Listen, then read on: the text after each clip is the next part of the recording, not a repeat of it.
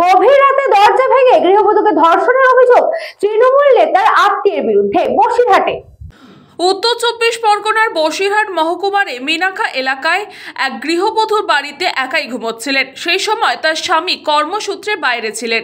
বাড়ি ফাঁকা থাকার সুযোগে বাড়ির দরজা ভেঙে রাত্রি 2টো নাগাদ গৃহবধূর বাড়িতে ঢোকে দুষ্কৃতীরা। গৃহবধূকে মারধর করে। এই ধর্ষণের কথা কাউকে জানালে প্রাণে মেরে ফেলার হুমকি দেয় ধর্ষণকারীরা।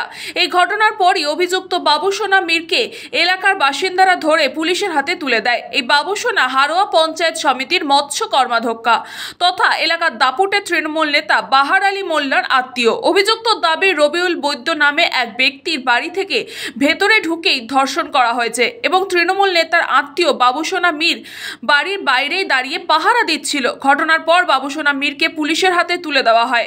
ঘটনার পর থেকেই পলাতক রবিউল বৈদ্য। ঘটনার বিবরণ জানিয়ে গৃহবধূ মিনাখা থানায় লিখিত অভিযোগও দায়ের করেছেন।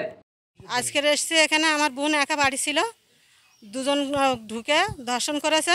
আমরা থানা থেকে আমরা বয়ান লিখতে এসেছি। আমি রাত্রিবেলা ঘুমাচ্ছিলাম দুটো ছেলে মেয়ে নিয়ে, আর রবুল আর বাবুসোনা আমার ঘরে তালা ভেঙে আমার ঘরে ঢুকেছিল। আমি তালার শব্দ পেয়ে লাইট মেরেছি এবং লাইটটা হাত থেকে ফেলে দিয়ে রবুল আমার গার উপরে ঝাঁপিয়ে মেরে জোর করে আমাকে ধর্ষণ করে। ব্যুরো রিপোর্ট, নিউজ পঙ্গ টাইম।